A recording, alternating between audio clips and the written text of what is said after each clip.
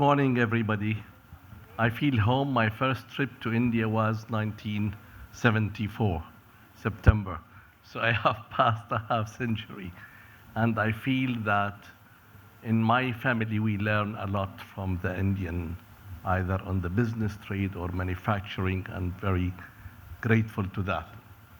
I would like to warn you that my presentation is very non-professional. It is out of life experience and it's out of the market information.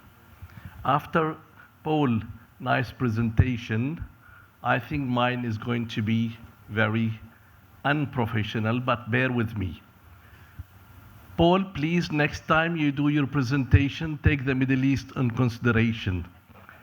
Because Sir, can we repeat that? Paul, is a message Paul, for for you. next time, we would like to invite you to Dubai, to the Gulf region. Take us on your presentation because we are definitely the third consumer on the world. So I think talking about first and second, have a space for us for number 3.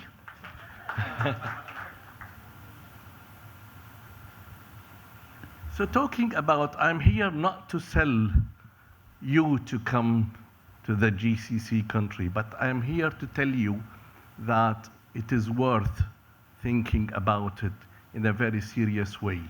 As I rightly mentioned a few minutes ago, that we are definitely the third part of the world on consumption. A population of cross 60 million, young, 50% is below the age of 25, so you can imagine how long relation you will be having. A per capita over 34, but UAE probably reach 85 and 90. Qatar is over 110. So you have a rest of the imagination that the income per capita is very high. The woman on the Gulf has got a huge potential of spending. In UAE, probably we're ranking the number 1 on the world, where the government working persons are women, over 50%. So you could imagine how much independent and how much spending power she has. We have got a very large Asian community, people who's been there for over 50 years, 70 years, 10 years, 20 years, and they made it home. So they are part of the in total population as real. Diversified incomes. We have commerce, we have manufacturing, we have retailer, we have technology. You know, the GCC is a very developing country, and I think it is worth for you all to look at being there with us. Tourism. Probably a lot of you have been to Dubai. A lot of you have relatives there. A lot of you has got life there existing or have been there with some of the family members. Dubai is made out of the presence of the Indian over 100 years. The gold and jewelry industry was started with 5-6 Indian family, and that grown to where it is today, and they present over 75%. We have grown as a touristic country in UAE particularly. This year we are crossing 17.5 million, probably 18 and so on. It is above the target. Most of you don't know or might not know or have not had interest about Saudi Arabia. There is religion season that it is the whole year, and that number is crossing 30 to 40 million annually. Very big spenders. Celebrating religious and family occasion by gifting jewelry. Paul is being very focusing on his analyzing, which I appreciate and I admire, and it's reflecting. But there is a fact that probably us as trader, we know that the marriage spending in certain country has reduced. We like it, we don't like it, the cost of living, the inflation around the world. The dowry became smaller than when it was. Probably some of it diverted to more gold, which we both are happy for it. But the idea is the gifting has gone, I'm talking about the GCC. I am sure in India and other parts of the world, you guys have got more experience than I do. But I have seen with a lot of analysis that the gifting, which has, with a lavish living, the gifting has gone very high, and it has covered a lot of the reduction of the marriage.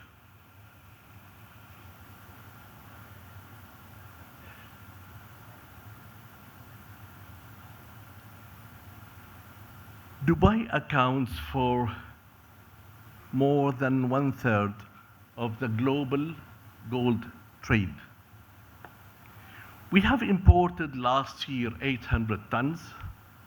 Believe it or not, with the CEPA contract that we have signed a year and a half ago, 160 tons being officially at subsidized, 1% cheaper has been exported.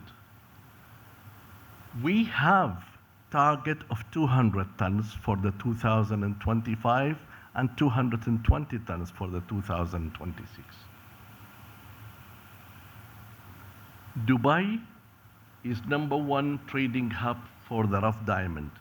Very recently, the DMCC has shown a number of, I think, 43 or 83 billion. I think it is going to be here. And then it shows you that with a total trade of 80 billion, we have seen 40 or 43 gone through Dubai. If you go 20 years ago, that would have been 1 billion or 2 billion. So I think, the trade and the hub which has been built is enormous. It is from zero, close to zero 20 years ago to where we are today. That's 38.3 billion. So we are expecting that to go next year for 42, 43 billion. The wide range of jewelry existing on the Gulf, probably not too many other parts of the world. Let's take Europe, for instance. Can you go and take your South Indian variety looked at any of the international stores? No, it's not existing. But you go to Dubai, you go to the Gulf, and you will find Tanishq with their stores, you will find Damas with their stores, you will find Jawhara, and you will find Malbar and Joy Lucas, and these are big operators. I would also request Paul to start putting probably not only those very top, but there are, if you go down to the number 10, you will see the Malbar at 5 billion, you will see Jawhara at 1 billion, you will see Tanishq is already there, and so on. So I think these people also deserve to be in part, because they are a learning university for our region, probably not that international, but we are there. High security. You pick up the insurance man and say, Mr. Insurance Man, I want to insure my business in the Gulf area.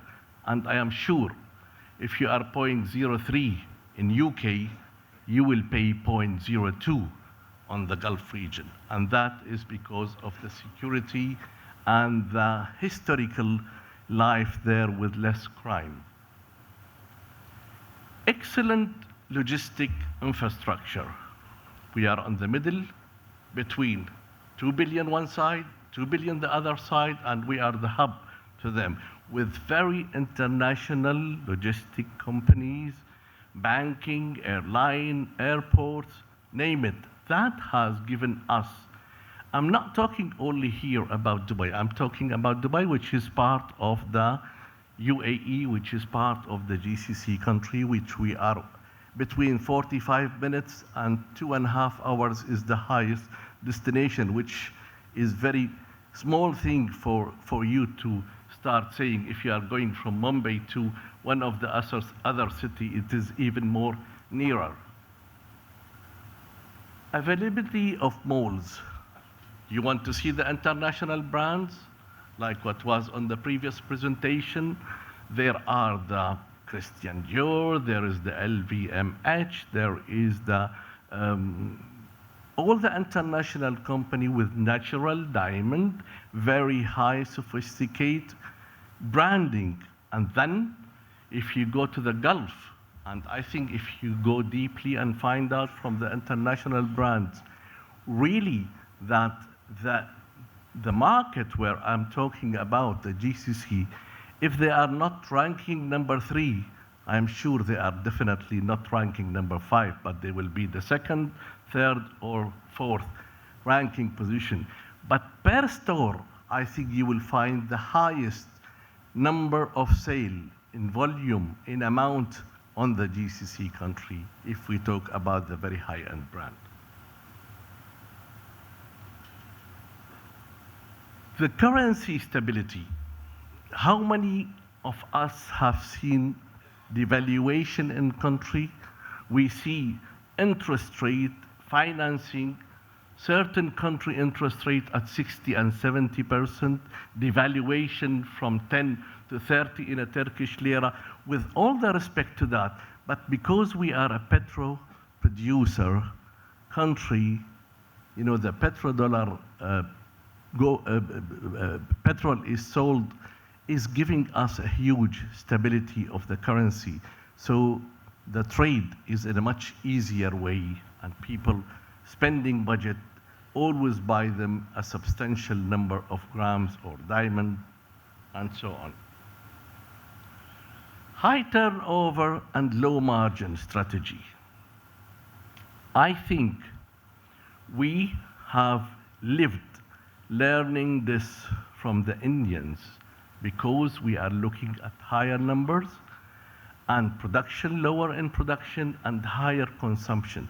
So we became today world most Indians particularly buy Indian jewelry from the Gulf. It's not ridiculous, it is fact, because we modify the models, we modify the quality control, we modify a fusion between the Eastern culture and the Western cultures and the Far Easterners, and we come with a product which gives them more attraction to the people to buy. And then that comes wrapped with a very commercially inexpensive, affordable, and we have the strategy of refund. If you buy something, you go back to the airport and you have the refund back. So the high turnover, the strategic of location, you go to a very sophisticated, one of the best malls in the world. Dubai Mall, for instance, or Mall of Emirates, or a few more others, or in Riyadh, or in Jeddah, or in Qatar, and Bahrain, and so on. And you can go on the same time to the traditional market, and you will see people are there. You can have a karak tea for 2 dirhams, and you can have a cup of coffee at 50 dirhams and more in other shopping malls. So the variety of availability of the product is there. Business friendly. We can, on the Gulf, a little bit confusion because the Indians have great relation history with Dubai.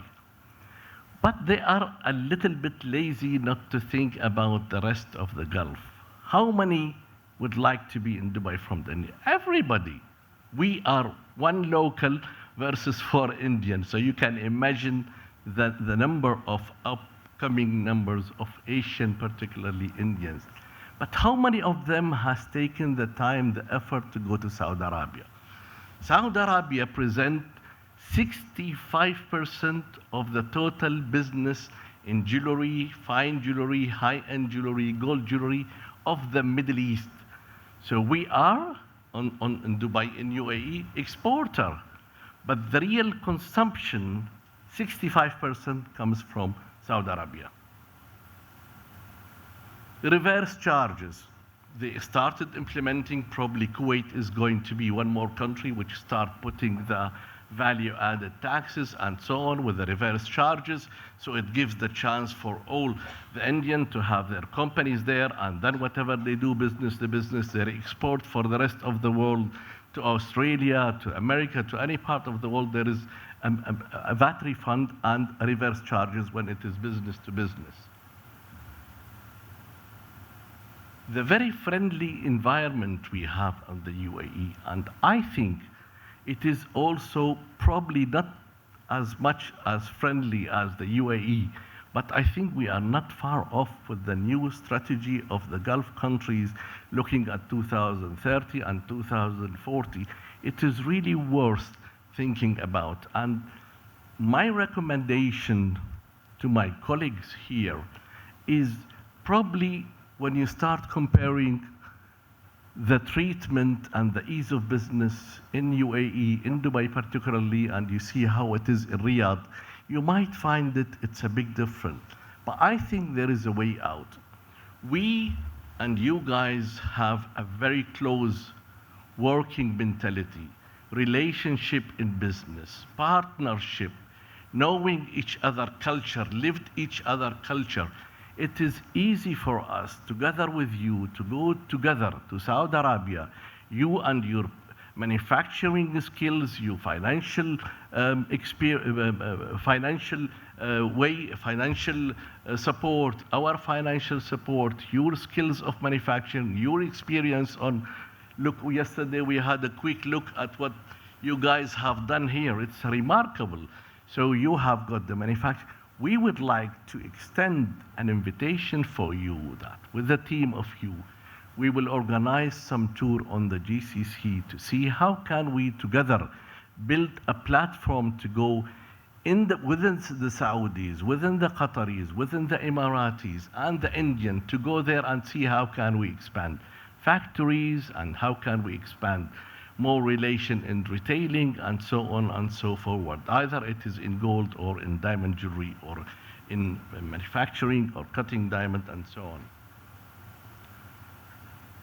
Dubai Jewelry Group is a very small group, probably 650, 700 people, but we have done a remarkable job because we are so close to the government and we have got the government ear to listen to us, not only as professional, but as we are a trader.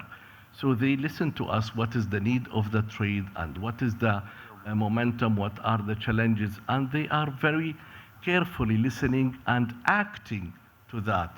So the jewelry group has, probably we were the first part, if we are not still, is the most organized. 10 of the companies, or 12 or 15 of the companies present 75% of the total size of the trade. So we have put the trade into hands of organized sector.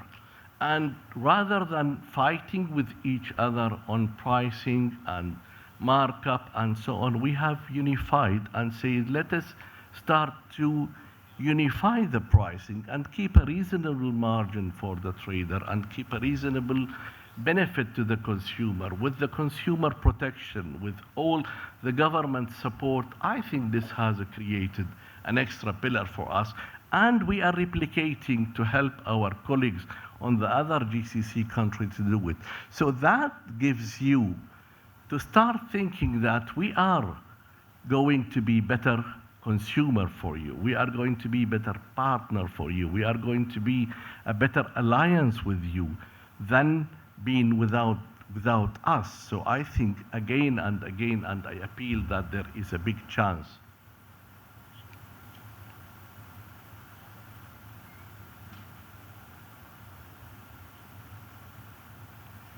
We have a mandate from the government telling us, okay guys, you have been partnering with the Indian, you have been partnering with the Indonesian and so many other countries with the SEPA contract.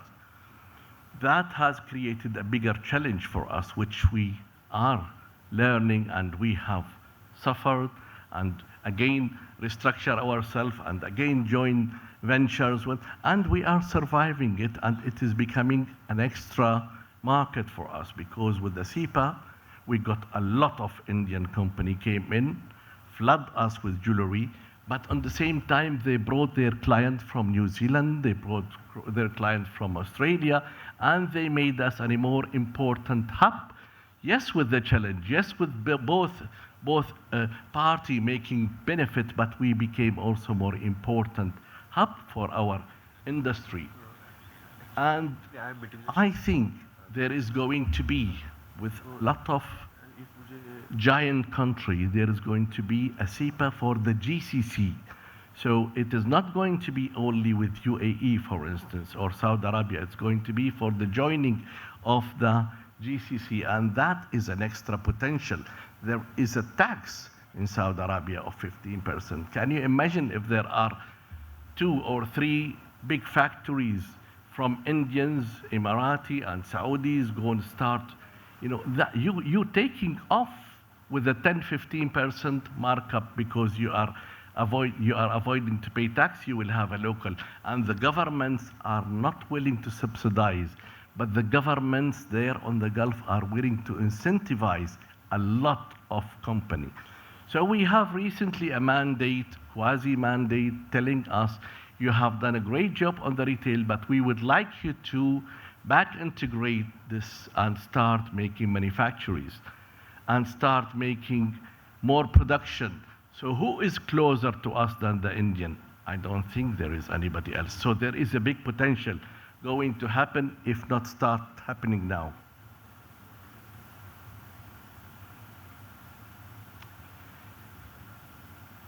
The UAE and a lot of GCC countries have and started going more compliance. We start seeing less cash in circulation. We start seeing, because we are becoming taxed country, income tax, profit tax, income tax, VAT, and so on. So the books are gone in much higher level of presentation and transparent. And that will give us a platform to go only better than what we have been. Not that we have been bad, but it is the industry mentality that they are, a bookkeeper, we are small industry owners and so on, with all traditional mind, and that is changing rapidly, and we can start seeing all the big groups has got advisors, consultant, tax consultant, and so on. So that is an extra upgrade for us that we are going to have on the coming years, and it is going very fast.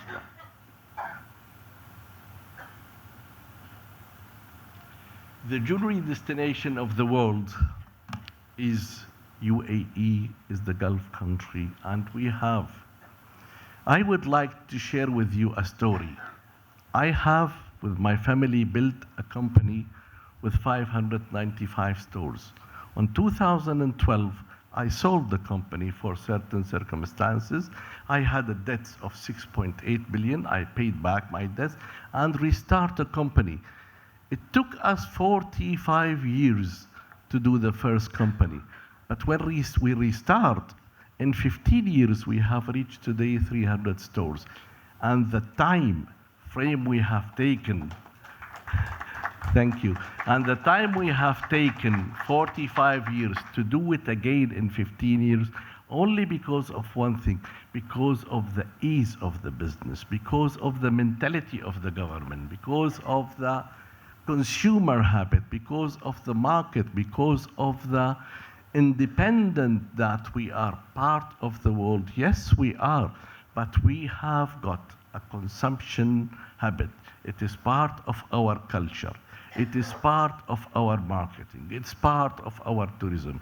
It is part of a lot of circumstances that we have been. And what I'm saying today is not because we have very close relation for India, but we have been successful because of the Indians. I myself, for sure, if I have to select a partner of the world, I will first choice will go with the Indian because we have got similar mentality, we have humble life, we have easygoing, hardworking, and so on. And we are creator. You are here. You know, I was asking the gentleman that if we want to build up a story of how to build an industry, the first stage was to look at what they have done in Turkey, because in 30 years they have done from 0 to 250 tons. But the reality, we will seek your help to tell us how to build. You know, we have the intention of, you know, building a 1 million square feet for starting putting the jewelry industry manufacturing together. Our first choice is going to be the Indian. The trader there are the Indian. And I would like also to tell you that, you know, listening to what Paul have said and the challenges for the industry, I think it is immense. And I think we are, as a trader, forget about the professional world. We are talking about, you know, us here on this room. Is it challenging today? I think it's indeed challenging. Why? Because we don't know how we are going to deal with the situation. I don't know who is the right one to go, right side or left side of the road. Is the lab-grown diamond going to make our life more difficult with the inventory we have, with the future of the consumer habit, and so on? So, yes, I am one of the people who I am totally against promoting the lab-grown diamond, but on the same time, I would like to have more support of the industry. That, you know, as Paul say, $50 million from the Natural Diamond Council is very small amount, and I think the trade, either the miners or the manufacturers or the diamond cutter, probably we should start thinking of how we are going to promote the natural diamond.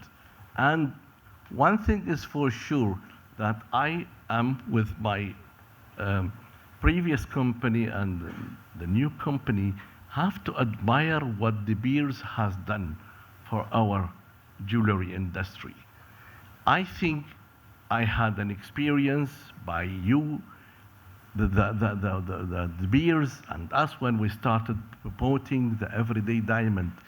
Today, we are surviving because most of the jewelry store on the Gulf region has got gold and has got diamond jewelry. And the gold is running at 10, 15, maximum 20% of markup, but the diamond jewelry is running at 35, 40, 45. So the fusion between of them is giving us a better chance of combating the future of the natural diamond versus lab-grown diamond versus a little bit of the young generation going to the easier, less spending. Is all the presentation done by Paul, which I really appreciate, and that's reflecting the matter of the fact. But we have lived for so many thousands of years, and I feel that our industry is a little bit more scared, more pessimistic about what is going, just because we have had a year or two. And I think that that should change. We should have more get-together like this. I thank you for inviting me, a small individual, but to share my idea. And I think we should have more of this to say, yes, what do we want to do? We know this industry needs people to look after, because it has looked after millions of families for so many years. And I think we have a duty of care. We have been selling people natural diamond for so many hundreds and tens of years, and we need to protect that. We cannot tell them today, you know, we need to guide people. We need to put more promotion. I'm not against people who are selling the lab-grown diamond, but I'm very much against people who is not putting enough effort to promote our natural diamond, to promote what we have been standing and selling for. And I think today the world is in need of more unifying body, need more of people putting their hand together. And we need more spending. Probably we will suffer for a year or two. It's not that pessimistic, but we are too spoiled. We have had too many good years, and I think I'm very sorry, I don't know what to say more, but I would like to appeal for you. Please visit the Gulf area. When you buy a ticket to go to Dubai, please stay 2 days in Qatar, stay 3-4 days in Saudi Arabia. If you need any of the help with us, we will take you, we'll go together with you. We would like you to seriously think of how can we build 30 serious factories within the GCC country, and that will make our life of consumption, that we will give us a great possibility of expanding our business. I thank you very much, and I'm very sorry because I said it's not very well prepared. Thank you very much. Thank you, Tawhid. I think we definitely need all your positive thoughts and your energy to carry us through this difficult period. I'll throw this open to the audience. Questions? Thank you for this presentation. I mean, I don't know how many people in this room realize that 65% of the consumption in GCC is based out of Saudi. And as an organization, we look forward to taking your invitation. We'll talk to our members and maybe make a delegation visit over there for our members to expand the business within the GCC. We would love to have the first stop is 3-4 days in Saudi Arabia, because I think it is really worth to go and have a look and meet the people, and the people are in need. They have got a lot of capital, they have got a lot of stores, they have got a lot of business. They are 65%. Anyway, that small presentation is available for anybody to take it from. Thanks, Mrs. Narupa, for inviting me here, and you have to, if you would like to give this presentation to anybody. Yes, Richa. Thanks, Anupam. I want to add something very small here. I was in Dubai yesterday, and what Tawhid Bhai has forgotten to mention, and he mentioned to you, Paul, as well, is they did a billing last month to 67 nationalities in their store. So they are not really catering only to the Middle East. And I want to say that it's really a global melting pot, and it's beautiful to see all sorts of reaction from there. And the second thing I wanted to say is that he is the biggest champion of upskilling. We just trained 260 people on the beauty of natural diamonds across 12 countries. And he was leading it with us, and he's been actively wanting to do this for a while. So I think that when you speak to the people there, the kind of knowledge and expertise that exists in the staff is way higher. And that's something we need to learn for us in India as well. And 80% of those staff are Indian. of course. Yes. Any more questions? I would like to ask, so for any person here with an Indian company, if he wants to get into the GCC, right? Getting an office into Dubai is probably the first step. But then after that, what should the person do if he wants to enter the market? I think the rest of GCC are not as open-minded because of the experience. Sure. And, if you go to Oman, 65% are Omanis. If you go to Saudi Arabia, more or less the same, 50. But we are only 9% versus the expats. So I think, keep in mind that somebody from the Emirates, together with a Saudi, together with an Indian company, I think it will be the easiest combination.